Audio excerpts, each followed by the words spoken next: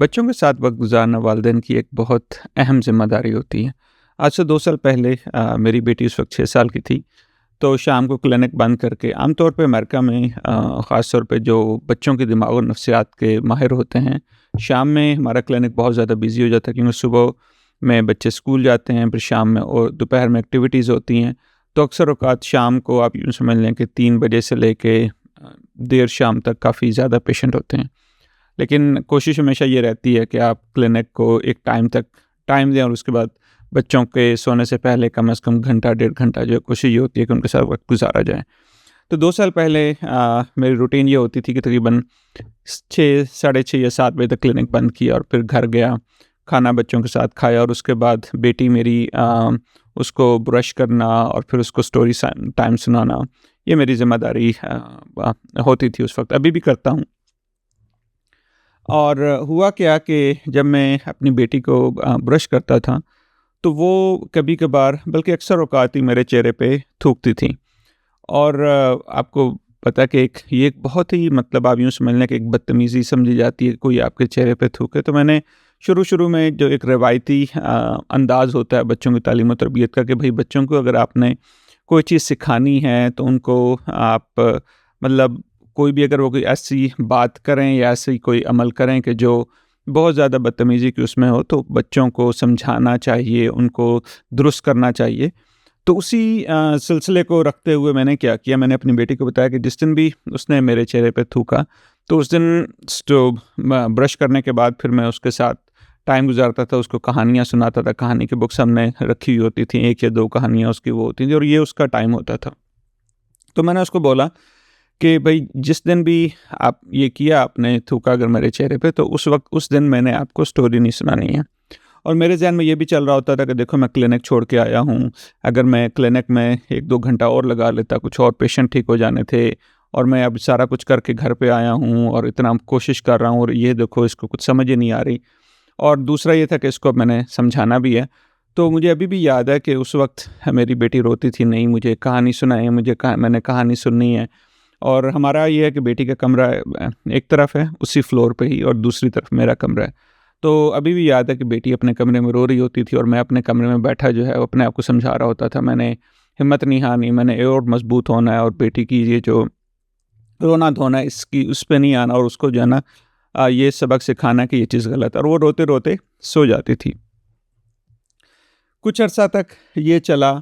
और फिर उस दौरान मैं ये कोर्स भी कर रहा था पेरेंटिंग के हवाले से कि तालीम और तरबियत किस तरह होनी चाहिए, क्या रिवायती अंदाज़ होते हैं, क्या मॉडर्न और रिसर्च, नई रिसर्च क्या बता रही है। तो जब मैंने मास्टर किया पेरेंट कोचिंग में, तो उस वक्त हमें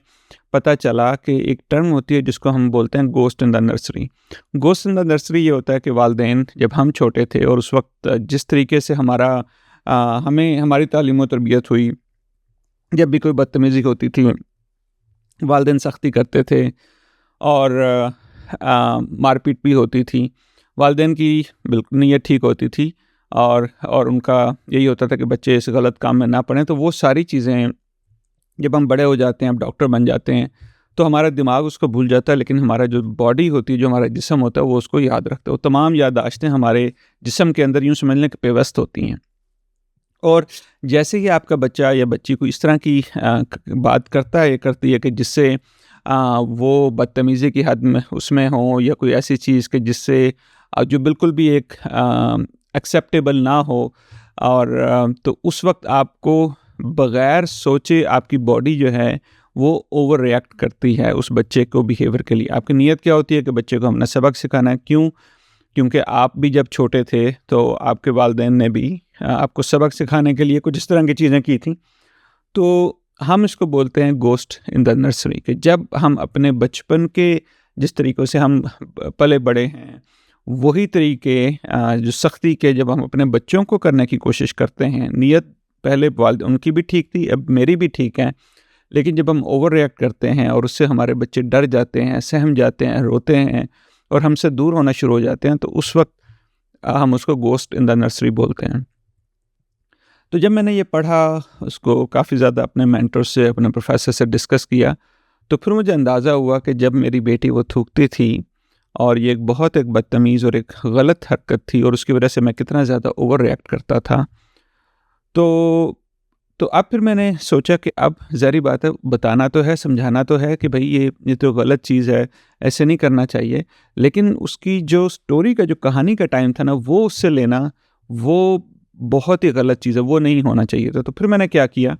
तो फिर जब भी मैं क्लिनिक बंद करता, घर जाता और जब भी मैं उसको ब्रश करने के लिए मतलब उसे रूम में जा रहा होता, तो उसे कमरे में जा रहा होता, तो मैं अपने आप को याद कराता था कि उसने ये करना है और मुझे गुस्सा आना है, लेकिन मैंने एक तो अपने गुस्से पे कंट्रोल करना है और दूसरा उससे उसका स्टोरी टाइम नहीं लेना। ठीक है, तो मैं शुरू किया मैंने इस तरह, उसने थूका मेरे चेहरे पे और मैंने उसको बताया कि ये बिल्कुल ठीक नहीं है और ये है कि लेकिन मैं आपका स्टोरी टाइम नहीं लूँगा। तो फिर जब उसको ब्रश कर लिया, फिर मैंने उसके साथ बैठा, उसको मैंने कहानी सुनानी शुरू की और कहानी के दौरान जब वो थोड़ा-सा कि जब वो थोड़ा उसको अच्छा लगने लगा, वो मेरे से सवाल पूछने लगी कहानी से मुतल्लिक और फिर जिस तरह आप मतलब वो बातचीत शुरू हुई, तो फिर मैंने उसको आहिस्ता-आहिस्ता समझाना शुरू किया कि देखो, कोई किसी मतलब कोई भी ऐसी चीज़ के जो मतलब चेहरे पे थूकना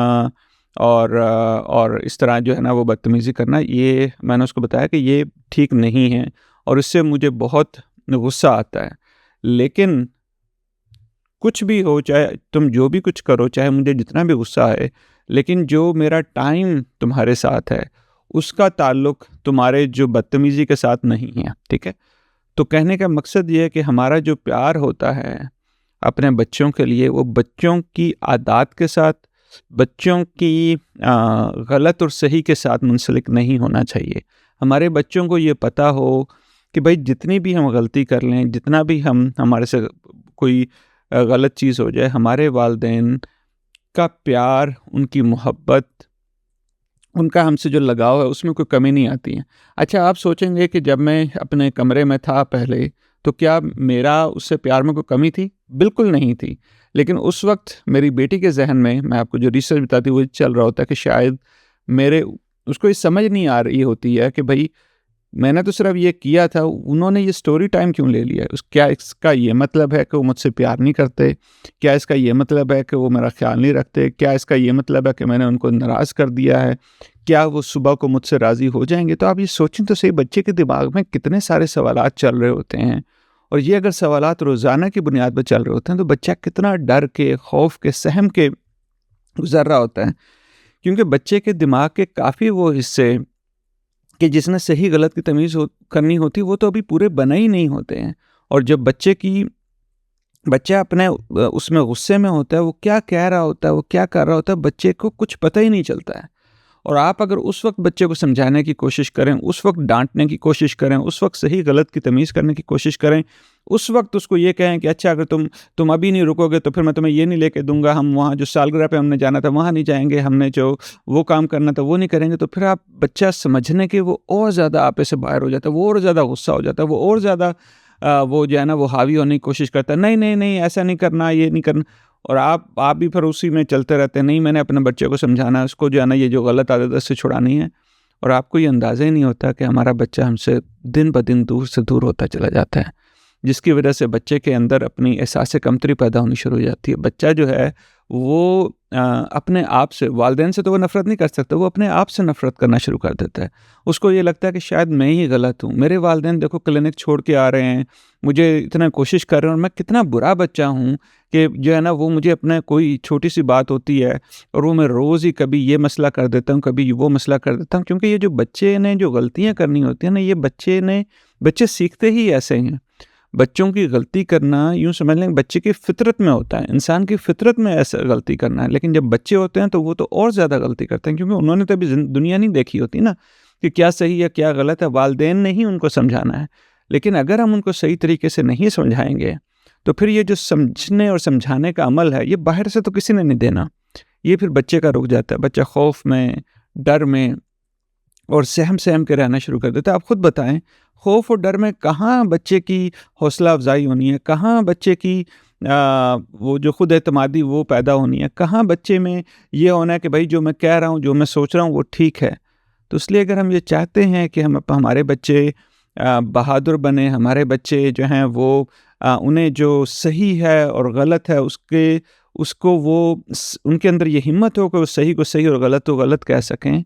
तो वालिदैन की ये ज़िम्मेदारी होती है कि हमें बच्चों को समझना चाहिए, उनसे प्यार करना चाहिए और हमारा प्यार, हमारी मोहब्बत, हमारा जो टाइम है बच्चों के साथ या बच्चों के साथ जो हमने कुछ चीज़ें प्रॉमिस की हुई होती हैं कि बर्थडे पे ये करेंगे, वीकेंड पे ये करेंगे, उन चीज़ों का ताल्लुक बच्चों के बिहेवियर के साथ नहीं होना चाहिए। क्योंकि बच्चे हम नहीं मैं आपको बता रहा हूँ, बच्चों को ये नहीं होना चाहिए, डर नहीं होना चाहिए कि अगर मैंने ये कर दिया तो फिर वो ये ले लेंगे, अगर मैंने ये कर दिया तो फिर वो ये मुझे नहीं मिलेगा।